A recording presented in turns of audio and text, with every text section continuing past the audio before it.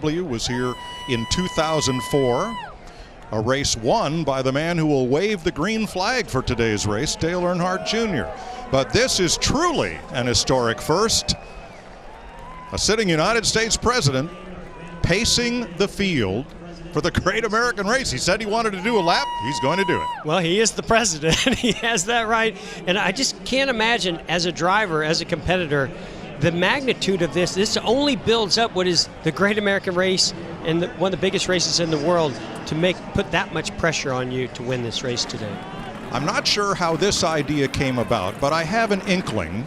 A phone call was received the other day in Franklin, Tennessee, at the home of our former colleague Darrell Waltrip, who retired from broadcasting at the end of the 2019 season, asking him to fly to Palm Beach this morning and join President Trump on Air Force One on the ride up here to Daytona. So I would not be surprised if Darrell had a little hand in what we're about to see.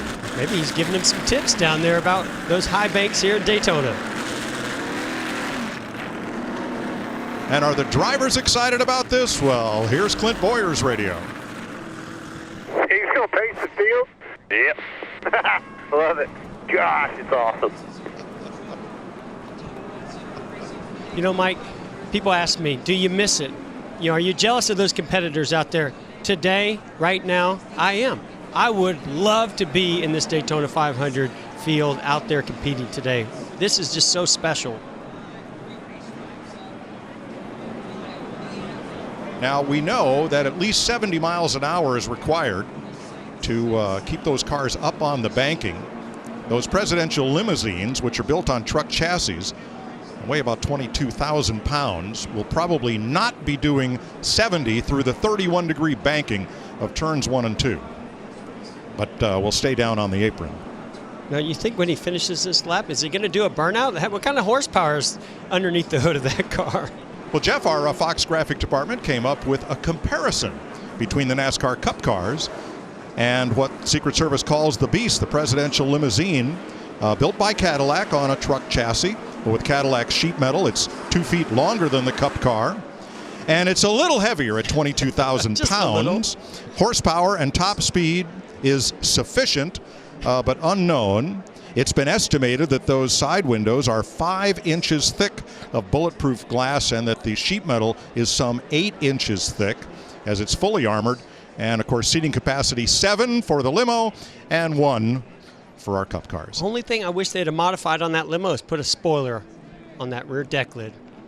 Just for NASCAR. Well, it does have a couple of antennas for communication, after all. Not sure what those flags on the front fender are going to do for aerodynamics. Nor do we care. Donald Trump is the 4th sitting United States president to attend a race here. Ronald Reagan gave the command to start from Air Force One and was here when Richard Petty drove to his 200th victory over Cale Yarborough in a Firecracker 400. George H.W. Bush, the summer of '92, and George W. Bush, the 2004 Daytona 500. Bill Clinton campaigned at Darlington at a NASCAR race, but the president with the closest ties to the sport was Jimmy Carter. One of Jimmy's closest friends in Georgia when he was governor was Alf Knight, the longtime superintendent of Atlanta Motor Speedway.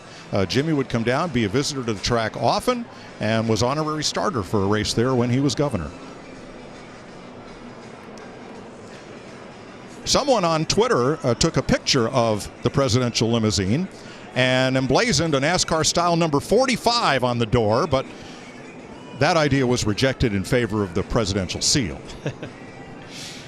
Well, we know these race fans, they've been ready all week. They're super excited, waving flags of their favorite driver, but I got to imagine there's a lot of American flags waving out in that infield right now as we get ready to take the green flag here. And if you're a fan of professional cars, limousines, and the like, there is a great exhibit of presidential limousines of the past at the Henry Ford Museum in Dearborn, Michigan. And a big roar from the crowd as they come past. The green and American flags are waving from the flag stand.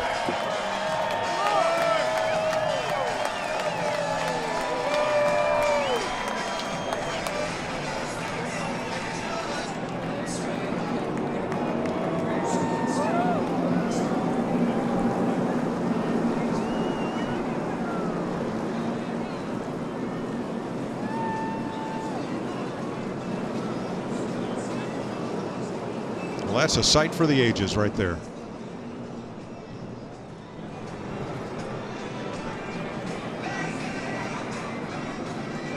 A very special moment for our sport. After all, what sporting event